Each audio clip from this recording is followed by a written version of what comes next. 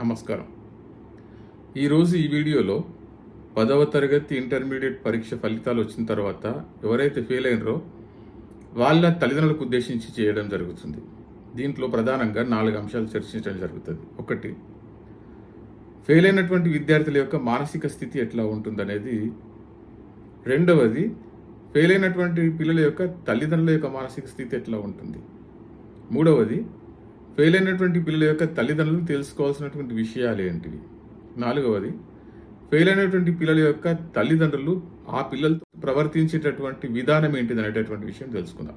మొదటిది, ఫెయిల్ అయినటువంటి పిల్లలు వాళ్ళ యొక్క మానసిక స్థితి ఎట్లా ఉంటుందంటే, ఫెయిల్ కాగానే వెంటనే బాగా బాధకు గురైపోతారు, విషాదం ఉంటుంది, మిగతా వాళ్ళంతా హేళన చేసినటువంటి భావన వచ్చేస్తుంది, న్యూనతా భావన ఏర్పడుతుంది, మేము తేలికైపోతాము, మిగతా వాళ్ళ దగ్గర చులకనైపోతాం అనేటటువంటి భావన ఉంటుంది, ఆత్మ న్యూనత ఏర్పడుతుంది. తర్వాత తప్పు చేశామనేటటువంటి భావన వాళ్ళ యొక్క మాటల్లో, వాళ్ళ యొక్క తీరులో కనబడతా ఉంటుంది. తల్లిదండ్రులు చెప్పినా వినకపోతేమి, గురువులు చెప్పినా వినకపోతేమి, ఫ్రెండ్స్ చెప్పినా వినకపోతేమి ఇప్పుడు అనుభవించాల్సి వస్తుంది అనేటటువంటి బాధ తీవ్రంగా ఉంటుంది. అందుకే వాళ్ళు సరిగ్గా తినరు, సరిగ్గా నిద్రపోరు, ఎవరితో కలిసిమెలిసి ఉండరు, ఫ్రెండ్స్తో ఉండరు, తర్వాత కుటుంబ సభ్యులతో ఉండరు, ఒంటరిగా ఉంటూ ఏదో ఆలోచిస్తూ ఉంటారు. ఇవి అందరిలో కామన్. కానీ సున్నితమైనటువంటి మనస్తత్వం ఉన్నటువంటి పిల్లలు, ఆత్మహత్యా ప్రయత్నం చేసేటటువంటి పిల్లలు, ఏదైనా అఘాయిత్యానికి పాల్పడేటటువంటి పిల్లల్లో ఇంకా 3 లక్షణాలు కనబడుతూ ఉంటాయి. అదొకటి ఏంటంటే, తాము అమితంగా ప్రేమించేటటువంటి వస్తువులు వేరే వాళ్ళకి ఇచ్చేస్తారు. వాళ్ళు మాకు అవసరం లేదు, తీసుకోండి, మాకు ఇంకా ఏం పని లేదనేటటువంటి భావనకు వస్తారు. ఇక రెండవది, మేము తల్లిదండ్రులకు విషాదాన్ని కలిగించినాము, ఇబ్బంది పెట్టినాము, ఈ జన్మలో కాకుండా వచ్చే జన్మలో వాళ్ళని సంతోషపెడతాం అనేటటువంటి బాధను వ్యక్తం చేస్తూ ఉంటారు.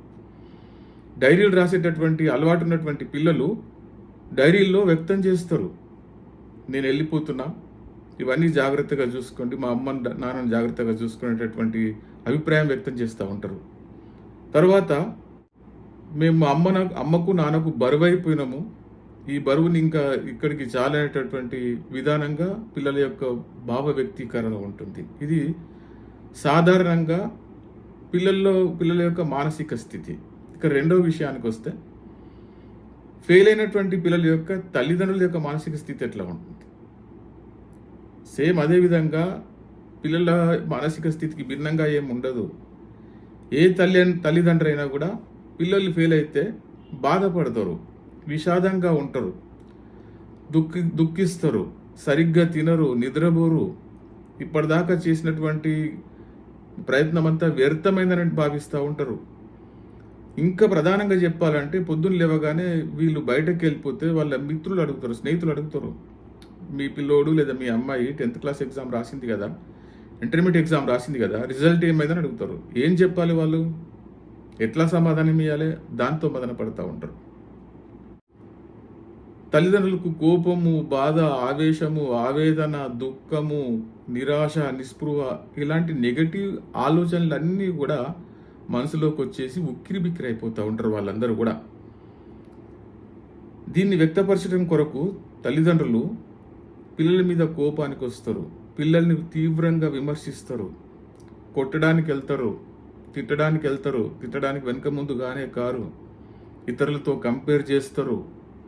ఇది ఏమవుతుందంటే, గోరు చుట్ట మీద రోకటి పోటు అంటారు చూడు, గోరు జట్టు అవుతుంది కొంతమందికి, దాని మీద రోకటి పోటు పడితే ఎంత బాధ ఉంటుంది. ముందే బాధగా ఉన్నారు పిల్లలు, ఇంకా ఇవన్నీ చేసే వరకు ఇంకా ఇబ్బందికి గురైపోతూ ఉంటారు.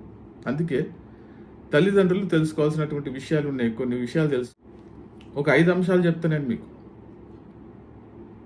మీ పిల్లలు ఎన్నో రకాల పూజలు చేస్తే పుట్టినరు, ఎన్నో నోములు నోసిండ్రు, మీరు ఎన్నో వ్రతాలు చేసిండ్రు. మీ పిల్లలు మీకు కన్నుల పంట, మీ కలల పంట. ఇక రెండవది అయితే, జీవితంలో ఒడిదొడుకులు అనేటివి సహజం, వైఫల్యాలు సాఫల్యాలు అనేటివి సహజం. మీరు ఆలోచన చేసుకోండి, ఇప్పటికి కూడా జీవితంలో పూర్తిగా సాఫల్యాలే వచ్చినాయా, పూర్తిగా సక్సెస్ వచ్చిందా, ఎప్పుడు ఫెయిల్యూర్స్ రాలేవా? మరి మీ ఫెయిల్యూర్స్కి కారణాలు ఏంటివి, అవి కూడా మననం చేసుకోవాలి కదా. ఫెయిల్యూర్స్ అనేటివి జీవితంలో ఒక భాగమే తప్ప అదే జీవితం కాదనేటటువంటి విషయం మీరు తెలుసుకోవాలి. ఇప్పటికి కూడా జీవితంలో సాఫల్యాలు, వైఫల్యాలు అనేవి వస్తూనే ఉంటాయి. పరీక్షలు ఎప్పటికి వస్తూనే ఉంటాయి. ఈ సంవత్సరం కాకపోతే వచ్చే సంవత్సరం వస్తాయి. కానీ పిల్లలు పోతే, పిల్లలు అఘాయిత్యానికి పాల్పడితే మళ్ళీ మనకు దొరుకుతారా? అది ఆలోచన చేయండి. చిన్నతనం లోపల పిల్లలు నడిచే క్రమం లోపల పడతారు. నడక నేర్చుకునే క్రమం లోపల అనేక తప్పులు చేస్తారు, కులబడతారు, వెల్లకిలబడతారు, దెబ్బలు తాకుతాయి. అంత మాత్రం చేత వాళ్ళని మనం తిట్టము, సంతోషం చేస్తాము, సంతోషపడతాము, చెయ్యందిస్తాము, ముందుకు నడపడానికి మనం ప్రయత్నం చేస్తూ ఉంటాం కదా. అదేవిధంగా ఇక్కడ కూడా అంతే, చెయ్యి అందియాలి, నడపడానికి ప్రయత్నం చేయాలి. వాడు విషాదంలో ఉంటే తేరుకునేటట్టుగా మనం చూడాల్సినటువంటి అవసరం ఉంది. ఇంకో విషయం ఏంటిదంటే, జీవితంలో పరీక్షలు అనేది ఒక భాగంగా ఉంటుంది, కానీ పరీక్షనే జీవితం కాదనేటటువంటి విషయం మీరు అర్థం చేసుకోవాలి. తల్లిదండ్రుల పాత్ర ఏంటిది? పిల్లల్ని కొంతకాలం కనిపెట్టుకుని ఉండండి. ఎందుకంటే వాళ్ళు ఇప్పటికే పూర్తిగా నిరాశ నిస్పృహకు లోనయ్యారు కాబట్టి, ఏవైనా అఘాయిత్యాలు పాల్పడటానికి అవకాశం ఉంది కాబట్టి ఒక కంట కనిపెట్టండి. ఇంట్లో రకరకాల వస్తువులు ఉంటాయి, అఘాయిత్యానికి పాల్పడేటటువంటి వస్తువులు ఉంటాయి. వాటిని దూరం పెట్టండి కొంతకాలం. ఆ షార్ప్ ఆబ్జెక్టివ్స్ కానీ, లేకపోతే క్రిమి సంహారక మందులు కానీ ఏమైనా ఉన్నట్టయితే తీసి పక్కకు బారేయండి, కొంతకాలం దూరంగా ఉంచండి. పిల్లలతో స్నేహపూర్వక వాతావరణాన్ని ఏర్పరచుకోండి. వాళ్ళు చెప్పేది వినండి, సావధానంగా వినండి, సానుభూతితో వినండి. తిట్టొద్దు, కొట్టొద్దు, బెదిరియొద్దు. స్నేహపూర్వకంగా ఉండడానికి ప్రయత్నం చేయండి. అవసరమైతే నేనున్నాననేటటువంటి ధీమాని కలిగించండి. ఇది పెద్ద కథ కాదులే, ఫెయిల్యూర్స్ అనేవి అందరు జరుగుతూ ఉంటాయి.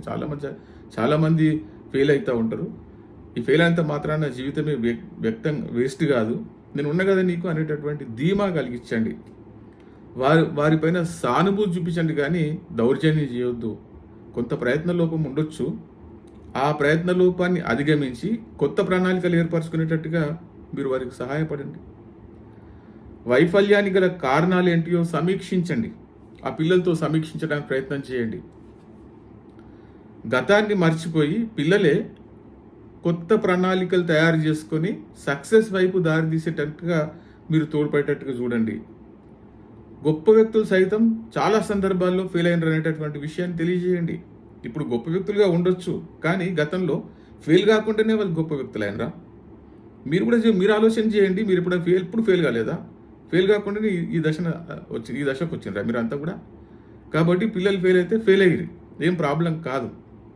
వాళ్ళ జీవితం మనకు ముఖ్యం, చదువు కాదు ముఖ్యం. చదువు కంటే ముఖ్యం వాళ్ళ ప్రాణం ముఖ్యం. ఆ విషయాన్ని మళ్ళీ చెప్పండి.